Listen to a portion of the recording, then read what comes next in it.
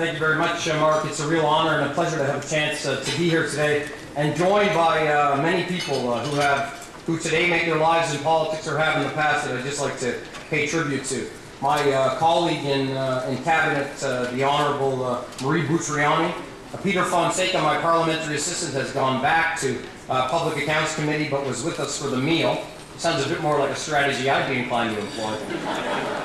Deb Matthews from London is a great and long-time friend, an MPP, and now the president of the Ontario Liberal Party.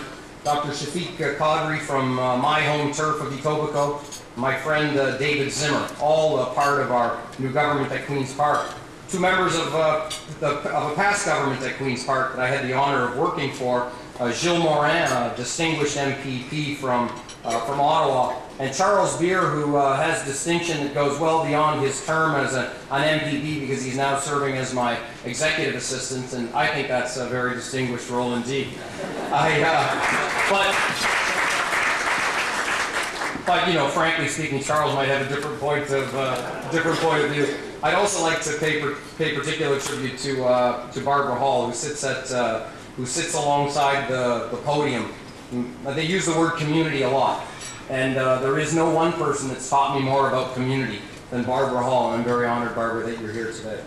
I'd like to thank the Economic Club of Toronto for hosting today's luncheon, and I'm truly pleased to have the opportunity to speak about my favorite topic, which is healthcare, in an economic context.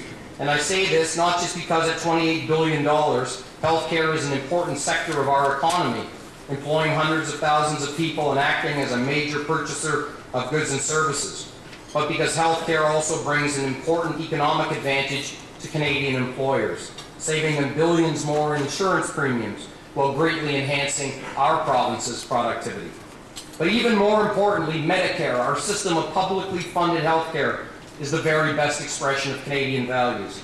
It is these values that fuel our determination to improve healthcare and put it on a sustainable path to the benefit of future generations of Ontarians. Like you, Premier Dalton McGuinty and his government believe in Medicare. We believe in it so strongly, in fact, that one of the first bills we introduced, the Commitment to the Future of Medicare Act, that bill provides enduring protection for publicly funded universal health care in this province. Now, there are obvious pressures on our system, an aging and growing population, demand for access to new technology, and emerging public health threats from an increasingly connected world. While some of these costs can be managed, costs that rise beyond the rates of economic growth over the long term are clearly unsustainable. The challenges are enormous. Of this I have no doubt. The pressure to produce meaningful results can be daunting, but it's also tremendously exciting and fantastically rewarding. And because we're talking about healthcare, I know that we have the full support of 12 million Ontarians. Today, ladies and gentlemen, I'd like to share with you some of the reasons that I'm so excited to have this job at such a crucial juncture in the life of our healthcare system. This is a remarkable time for Ontario and for healthcare. Over the last few years, our healthcare system has faced significant challenges, and it has undergone tremendous scrutiny. Review after review, study after study, have only served to reinforce the notion that universal, single-payer, publicly funded healthcare continues to be the right way forward. But they also concluded within that framework, major reform is required.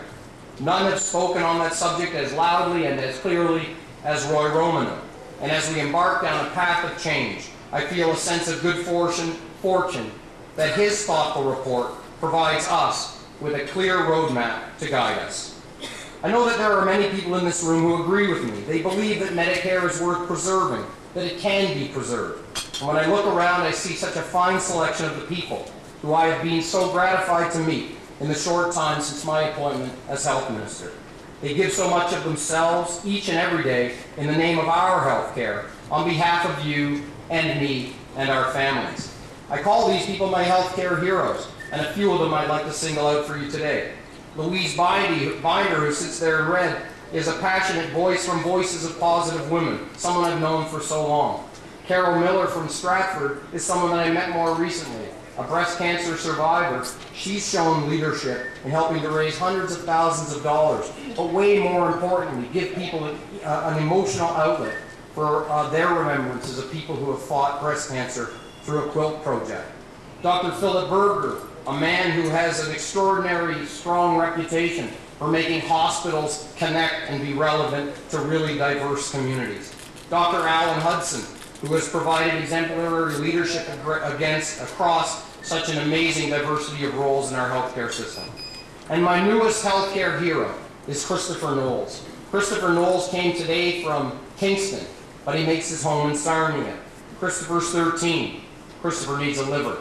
He's had 20 operations, and right now he's embarked on an Ontario-wide and hopefully a Canadian-wide tour designed to enhance the understanding and to promote the idea that there is something all of us can do. There is one thing that all of us can do, those of us who want to contribute to the sustainability of Medicare, built on our best values, and that's to sign a donor card, to make the ultimate sacrifice, to make the gift of life to others. Kristopher Knowles is my healthcare hero.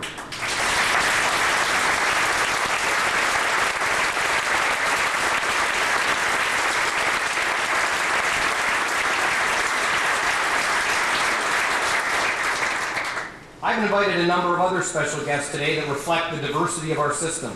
Sitting around the tables in front of me are representatives from community groups, places like the Regent Park Community Health Center and like St. Jude's. From health providers, consumers, and government. There are health policy leaders and researchers, and of course some of my healthcare heroes that I've mentioned, the agents of change and beacons of hope in our system. They have infused in me a real sense of hope and optimism for the future.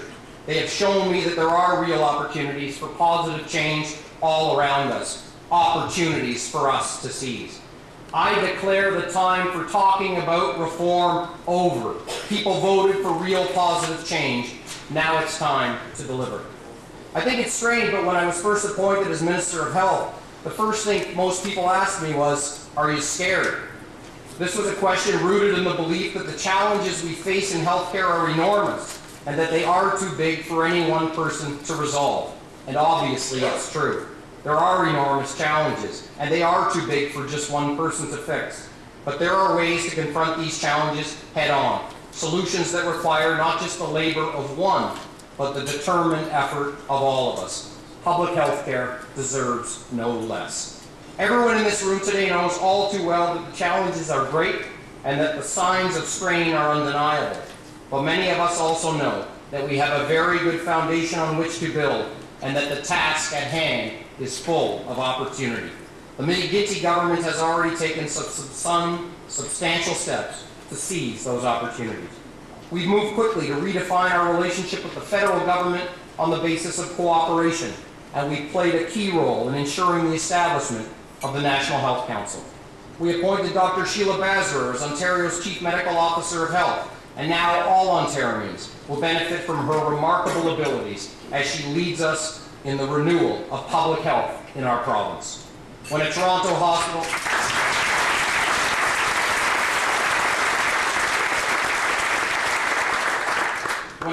hospital discovered a problem with the sterilization of medical equipment, I directed all hospitals to conduct an audit of infection control practices, a process that brought cultural change to hospitals.